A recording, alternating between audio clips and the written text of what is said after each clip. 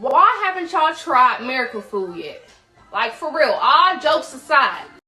Bitch, I'm God, I'm the Alpha and Omega, I'm the ancient of the days, I'm the Rahman Rahim, and you don't know where I come, you don't know from where I came, all you know is I am one with many aspects, different names, then one day the thought formed into a word inside my brain, then I said let it be, then next thing I heard a bang, then I split up into infinite dimensions with a chain, now we're all interlinked, we are all one and the same.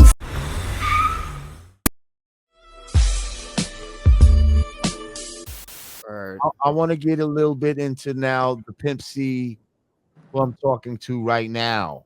You know, the Pimp C that won't smoke no wet. The Pimp C that the Bun B.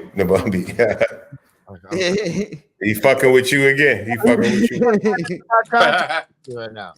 I'm sorry, the Bun B that is a teacher that's been married to his wife for how long now? Going on 18 years. Wow. Nice. Been together for 22, but married for 18. And I know she's somebody that, you always speak of and really have in the forefront of your life. I like seeing that. Tell me about how you got to where you are now, because I know she was part of the foundation of, like you said, she was the one that, said, nah, you got to get out of this, figure it out, and helped you get your mind straight. But it seemed like it didn't stop there. You kept going in a certain trajectory. So let's talk about Black woman. Yeah, so I started having a lot of different opportunities present themselves to me, like very random opportunities. Hey, would you like to come and speak over here? Hey, would you like to be a part of this? Would you want to be a guest appearance on this and that? And a lot of these things is crazy because a lot of them came from the fact that Chameleonaire was busy. So like anytime somebody called Chameleonaire to do something and he wasn't available to do it, he would be like, nah, I can't do it, but you should call Bun B. He'd be good for that, and so, I would get these calls from different like CNN and MSNBC to speak about different things or whatever. And so Rice University, which is a private university here in Houston, reached out to Chameleonaire, asked him would he want to come and speak to their class, right? So he was like, I have a hip hop and religion class. Would you want to be a guest in our class? And he's like, nah, I can't do it, but you should get Bun B. Bun B would be real good for that. So they call me. I go up to the university. I sit with the doctor that teaches the class, Anthony Penn.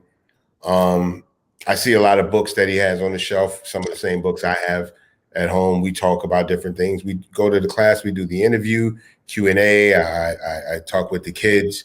A couple of days later, he calls me. He was like, yo, we're getting ready to wrap up this semester. But when we do the next semester of this class, I would like for you to consider co-teaching this course with me here at this university. Oh, you like and I'm like, whoa, what is this? And I didn't go to college, right? I was supposed to go to college. I had scholarship, everything. But I chose music, right? Scholarship. And, say again? Scholarship for what? Did you play academics and arts. So I was I was an actor in school. So like I played Romeo, I played Othello. Shakespeare. All right. Yeah. Oh, to be or not to like be.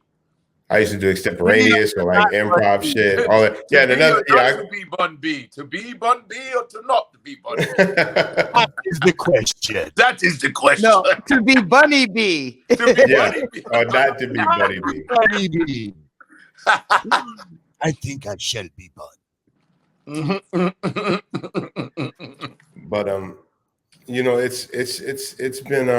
it's been amazing to be able to talk with these kids and speak my truth to these kids and impress upon them different things, because my class is not a music class, right? So it's a humanities religious studies class. So it's really about the parallels between hip hop as a culture and like Christianity and Judaism, Islam as a religion, right? In terms of connectivity, we tend to pick our friends and the people we want to be around by the religion we practice and the music we listen to. Very true. It's a very subtle thing that we don't really focus on, but that's kind of how we decide who we have in our lives, right? Because a lot of our identity is carved out by the religion that we practice and by the music that we relate and connect to. That's a fact. You know, so that's kind of like the starting point for it. And then we walk through religion and music in America in parallels, right? Not necessarily together, but there are moments when they intersect, right? And we just kind of walk through these things, like I said, and in their proper historical context. So before we get to, before we get to the 5% Nation, we got to start with the Negro spirituals, right? As far as the experience of a Black man in America. Before we get to rap music, we start with the Negro spirituals, all of these different things, right? The Gospels, all of these different things. And there's evolution, right? So one thing begats another thing, begats another thing. And as people from other walks of life meet each other in this great country of America, we start to embrace other things. And, a lot of America's culture is built around the traveler, right? Because America as a country we don't have our own history because we never studied the Native American history, right? So people who identify as Americans who are not Native American don't really have any American history, right? We're a very young country. You know what I'm saying? In terms of the rest of the world, we're a very young country. You know what I'm saying? We're still in elementary school in terms of countries. When you look at Italy, you look at China, you know what I'm saying? And you look at Trump, Germany, thousands and thousands of years of civilization, right? This country's a little over 400 years old, very young as far as civilizations go. Yeah. And so a lot of our history is impressed upon us by the experience of people that look like us in other places. Right? So white people in America get defined by European sensibilities. You know what I'm saying? Because a lot of the ancestry comes from that. Black people, a lot of our identity is tied into Egyptian and African identity.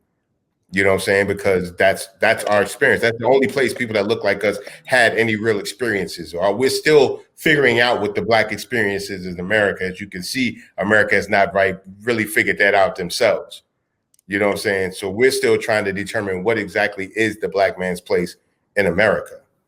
And so these are a lot of things that we touch upon in this class. You know what I'm saying? It's a very real class. Like I teach twice a week. I lecture every class. I haven't taught it in a couple of years because I had to get back to music. But it's an amazing experience. And I teach at a private university. So Rice University is the number 15 university in the country and the number 1 university in the state. So it's a very prestigious university. It's a very expensive university, and it's like a business school, right? So the business school and architecture school is what keeps the lights on. So me being in the humanities department is not really a high priority in terms of the university itself, right? And fundraising and all of that. But as far as cultural impact, very few people have been able to accomplish what we've been able to accomplish on campus. Because the majority of the people that go to this university are white people. You know what I'm saying? But my class actually is probably the most diverse class on campus because we get people from every school, right? Some of them really just want to understand hip hop a little bit more deeply. Other people use it as entry points for the careers that they're going towards. Like we had business school students in 1 year, and I was like, why are you guys here if your major is business? He's like, because we want to major in sports business. So we know that if we go towards the NFL or the NBA, 9 times out of 10, our client is going to be Black. So it's best that we understand as much of their culture and the world that they live in as possible. That gives us a deeper connection to the client base, and we have a better chance of landing that client. I couldn't even be mad at him. This was when did you stop? Because they're going to get the history anyway. Even if they're not trying to, they're going to get the history anyway, and then they're going to end up with a deep appreciation. So in a class like yours, if there was a Colin Kaepernick situation, would you be able to say, hey, you would explain the kneeling part where you would actually have them connect to it? Because of the fact that I stopped watching the NFL the way I used to was because of the way they shit on Kaepernick, because they purposely tried to misconstrue his meaning of why he kneeled down and tried to make it look like he disrespected the armed forces, which wasn't true, that he disrespected the flag, which wasn't true, because the NFL disrespects the flag every game when they lay the flag down on the ground. And white people wear flag shit on their bodies, which is disrespect to the flag. Would you teach something like that and explain Talk to him, Godfrey. No, we absolutely would have to, right? Because this is not something that hip hop hasn't addressed before, right? You know, thank God to people like Chuck D and the culture who has addressed the oppression of Black people, the violence upon Black bodies by police in the community. You know what I'm saying? He's always been there to musically and literally fight the power, right? Yeah. So we have entry points for these conversations. So yes, had I been teaching in my class while this was going on, we would have cultural reference points to go back to and be like, well, this has happened before. Hip hop artists have used their voice to empower Black voices and bring attention to situations in this country. And so I could go back and talk about these different things, right? I could bring up Ice Cube music. I could bring up, Paris, you know what I'm saying? Different people like that who have been active, Ice-T, all of these different things, you know what I'm saying? That's because hip hop is so multifaceted, so multicultural, and pretty much speaks to and exists in every space in society. Right. It's almost impossible to find something in this world that doesn't have some kind of connectivity to hip hop culture. You can't, I always go to the fucking Honey Nut Cheerios, like the little B and shit rapping. Like hip hop is used to sell everything. If you want your product to look cool, put some rap music in the background. You know what I'm saying? I mean, Dunkin' Donuts is Double D now. That's all hip hop shit. You remember rapping Barney in the 80s? Hell yeah. Absolutely. That's when I knew hip hop was yeah. elevating to a different plateau. Yeah. Hip hop, Harry, blah, blah, blah. That's my thing. I was wondering, because white folks seem to always get cognitive dissonance when it comes to our plight. And that was serious, because I'm a big NFL fan. Like, I watched NFL, and when that shit happened, I kind of was like, fuck that. And just the way they literally did not listen to Colin Kaepernick and only saw him as an athlete and not a human being. I would just would that be a challenge to you to get that? No, not at all. I mean, we talk about hip hop as a culture, right? And so hip hop comes out of displaced people of color in New York and the Bronx Expressway, right?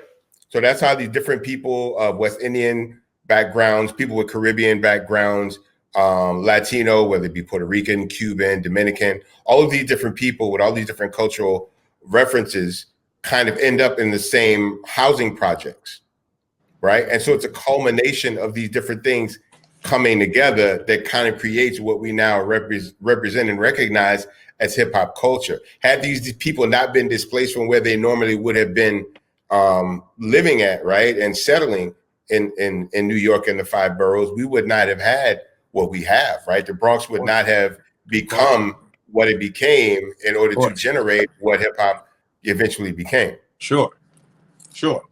And so with all Black music in America. Absolutely. It all comes from struggle, right? Art comes from struggle. That's right. Right? Because it's art. If art exists because people needed to find other ways beyond the common use of the English language to express themselves. That's where painting comes from, graffiti comes from, dancing comes from, poetry, acting, rapping, all of this stuff, playing instruments. All of these things are ways of expressing how we feel in the moment without necessarily using common conversation. And then when you find people that aren't really struggling, that make everyone else struggle, and they approach your culture, you go, oh, who are these people? Oh, these are white people who don't really struggle. What do you want with my art form? What do you want? You know what I mean? Right. What the fuck do you want? What is it that you can't do in society that you feel you need to get off your chest? Like what is this world denying you? And for many white people, it's very little. You know what I'm saying? Right. I would love to ask the Capitol stormers that, like, what exactly is it that you guys are upset about? I'm confused. Because they're storming all the capitals on the 17th. I'm confused. What exactly is it that you're? I mean, you really have to look at the gravity. You have to look at the gravity of this situation, right? Yeah. And how big of a lie that's been perpetrated upon these people, right? Wow. If you really stop and look at everything from their perspective, right? Like this, they voted for a president, he won, and then some people said no, he doesn't get to be president, right? Like I'm like, look, if they had did that to us, we might be out here wilding too, you know. But it's basically it's the idea that white people are so used to getting their way, right? Yeah. That when they don't get their way, they become very angry. And it's crazy because in America, we white people who have had anger, right, have always had people of color to displace their anger against. But black people have no dog in this fight, right? So now they're forced to take out their aggression on other white people, which is almost unheard of in America. There's always been a scapegoat, which is white finally anger, right? Which has basically been us. Yeah. Right. So that's why it's very important for black people to kindly take 2 steps back and let these white folks get on what they need to get on. Let them fuck each other up. Let the mayonnaise mayhem proceed. Let the games begin. Sponsored And by I think what's really ugly, about all of this is that there's going to be a moment where these people realize that this dude's actually been lying to them, right? Because they've done a good job of telling them that we're the person that's perpetrating this fraud out here, right? Yeah. But there's only so long a lie can live, right? Like life shows us that, right? A lie can only live for so long. Eventually, all this shit comes out. And there's going to be a day of reckoning that comes to dude when they all kind of like figure this, like, wait a minute, because some of this shit ain't going to add up in a minute, right? He's had like this cloak, bestowed upon him by sitting in the presidency, right? And we for the most part, and Americans have kind of, our relationship with the president is kind of like the Catholic relationship to the Pope. If you get the job, you must deserve it, right? Right. You know what I'm saying? Yeah. So if you actually got the job of being the Pope, right, to get through all of the shit that it must take to be the Pope, you must deserve to be the Pope, right? We'll take your word for it. Right. Whenever you get to these powers of these positions of power, the assumption is that you deserve that power, right?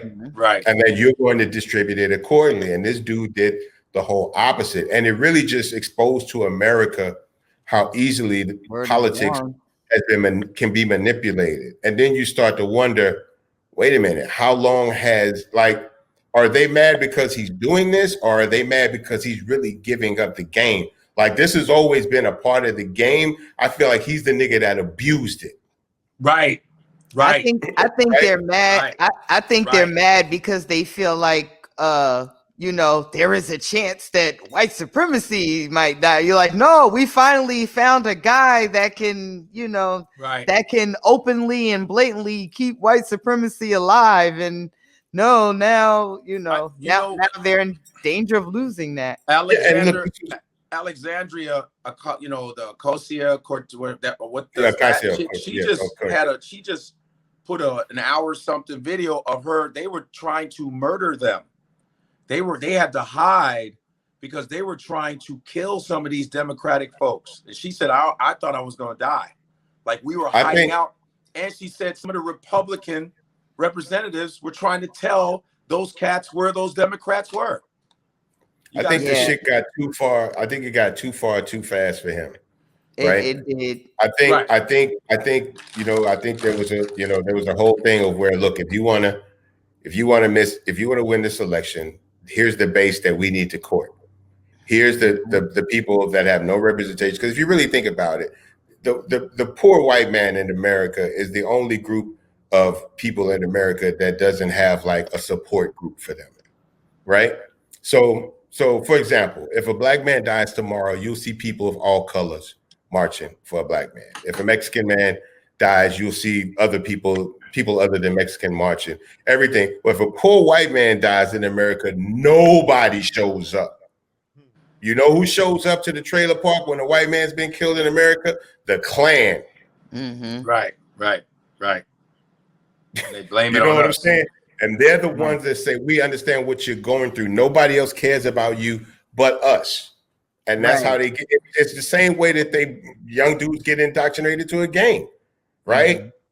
It's that they see that there's there's a hole in your life, right? And they come in and they fill that hole, right? And then they impress their ideology on you, and that's what you become. Now, there's ways where that happens, and that's a good thing, right? The 5% Nation, GJ, you would know that changed a lot of brothers' lives in the direction of a lot of people's lives. Took brothers off the street, you know what I'm saying? Changed their viewpoint, made them read books, changed, everything about it. So so these things, when the human mind can be impressed upon so easily and be manipulated, right? Just by people that can convince you that they care, right? Yeah. Mhm. And so that's what he did. He convinced a group of people that nobody cares about, right? And told them that I'm the one that cares about you, right? And then he offered them excuses on why they were in the conditions that they were in. I know you want a better job than you got now, but you can't get a better job because they giving it to this group of people in The that. Mexicans got Yeah, it. yeah, It yeah, started yeah. out with it. Yeah, we gotta build the wall. We gotta get the bad You know what I'm hombres out of Well, here. You want to live in a better house, but you can't even get in those houses because they let so and so them, and they get affirmative action, and they get these opportunities from the government, and they get subsidized, and they'll get a loan based on being Vietnamese He's and been different doing things. it for All of the this stuff. entire 4 years. But here's Right? the thing. And sold it. But there's the thing. He sold it, right? Yes. Mhm. Yes. And so then what happens is he realizes in his mind, he's like, whatever I tell them, they're going to believe. Yes. Of course. Right? Because I told them a bunch of shit that I don't even really know about. They bought it. So I'm going to just keep selling them down the fucking river. I'm going to just keep selling these motherfuckers down the river. And it's just been this 4 years. It's the long con. Yeah. It's the long con. Yo, You know what I'm saying? New. You know what's ill? It started when he called out Obama for the birth certificate, and all the and all the whites started. Yeah. He like, I think he went home that day and got in the huddle like, yo, I think I got something going. It started at that moment. Yeah, and I don't even know if he was aware of it. I think that the people that convinced him to run was like, look, these are the people that fuck with you. You don't like Obama, right? You don't like Obama. These are the people that also don't like Obama. We need to go straight to them, tell them everything they want to hear, right? We think silently, very quietly, that there's actually a lot of white people that don't necessarily like having a black president, but they're not going to be open about it. No. Right? Like, I don't believe that a lot of these people saying Black Lives Matter cared about Black lives, but they knew if they didn't say something, right, there could potentially be repercussions. Hey, why aren't you vocal about something? Now it's a branding and marketing issue. Now investors are worried because the stock price is dropping, right? All that shit's about maintaining the corporate status quo. Sure. I'm not fooled by that shit. Right. You know what I'm saying? I'm very aware of what that is. Trump didn't do anything different than Lyndon Baines Johnson. Lyndon Baines Johnson said it. He said, "Why do you get poor white men to vote for you?" He says, "Well, all I tell them is that you're poor, but you're not black." Yeah, you're right. And he says, "So that's how you get them to vote. Just let them know they ain't black." Yeah, you right. Yeah, no, the poorest white man in the world has been convinced that he's still better than than LeBron James, right? None of these people. Yeah. Right? And then actually, he's supposed to have what LeBron has. But this country has gone out of its way to cater to black people. There's a lot of crazy things that we just had this conversation last night. Like, I personally, we talked about, like, while we're very aware that Donald Trump is not the beginning, he is not the alpha of racism. He has put the whole ideology of it in a very dangerous place right now. And I do, I don't really feel like I support either side, either way. They're both feather, they're both wings of the same bird. But there is a clear cut and evident, picture that there is one side way more dangerous, for us and our benefactors than the other, and that's just right. And that's what it is. So there's like a well, there's a well, right? I can't hear you, Lord Jamar. Go ahead. There's a well that the system tends to dig into, right? In terms of shifting the dynamic and perception of things in America, right? So when things go bad, the Republicans would dip into the well and be like, hey, this, because it's because of crime, right? It's because of your neighborhood and your community and all of that. Well, they were only taking like cups of water when they would dig from that well. Donald Trump got like a gallon of that shit, right? And so and that's why they're mad at him, right? Because he overdid it. It's like when we got the hookup somewhere, right? Like, yo, my man working Foot Locker, you know what I'm saying? You go Too in, many you motherfuckers come through. you go in, you do this, and you go around to the back door, he gonna bring out them Jordans for you, right? Then you got the nigga that just try to overdo it. I need 3 pairs of shoes. Then when you don't give him a shoe, he want to blow up the spot. You know what I'm saying? That's who Donald Trump is. Donald Trump is the nigga that overdid the hookup.